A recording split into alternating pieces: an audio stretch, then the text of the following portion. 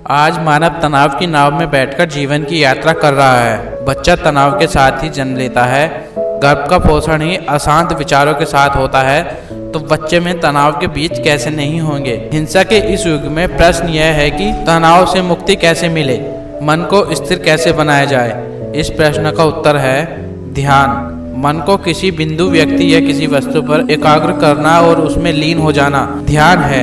ईश्वर की उपासना व सर्वोच्च तरीका ध्यान ही माना जाता है। बाह्य पूजा उपासना के प्रयोग के बाद जिस पद्धति से ईश्वर की उपलब्धि हो सकती है वह ध्यान ही हो सकता है। इसलिए महावीर ने आत्मा को समय माना है।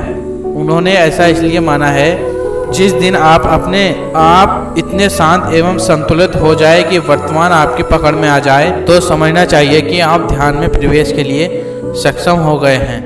ध्यान जीवन की आंतरिक अनुभूति है, जिसका प्रभाव हमारे बाहर के जीवन पर पड़ता है। इसलिए बाहर के जगत में समय और क्षण के भीतर घटने वाली घटनाओं की उपेक्षा नहीं होनी चाहिए, बल्कि उन्हें रूपांतरित करने का प्रयास होना चाहिए। जीवन ध्यान से प्रेरित होना चाहिए और उसमें नव प्राणों का संचार जरूरी है। जीवन को सार्थक बनाने के लिए मनुष्य को स्वयं ही प्रयत्न करना होता है, क्योंकि जीवन कोई लकड़ी नहीं है जिसे आकार देने के लिए बढ़ाई की जरूरत हो। जीवन कोई पत्थर भी नहीं है जिसे गढ़ने के लिए कारीगर की आवश्यकता हो। जीवन कागज भी नहीं है जिसे सजाने के लिए चित्रकार की आवश्यकता हो। जीवन प्राणवान है, जीवन जीवित है, चैतन्य है। लकड़ी, पत्थर और कागज की तरह जड़ नहीं है। उसका निर्माण स्वयं मनुष्य को करना है।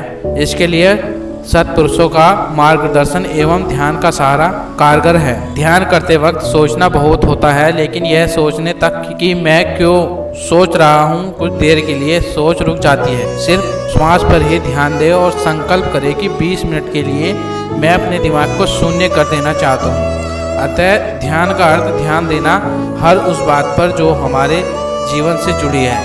ध्यान के लिए एक ऐसा एकांत एवं शांत स्थान ढूंढें जहां आप अलग में बैठकर निश्चित रूप से ध्यान कर सकें। अपने लिए एक ऐसा पवित्र स्थान बनाएं जो मात्र आपके ध्यान के लिए व आपके अभ्यास के लिए ही हो।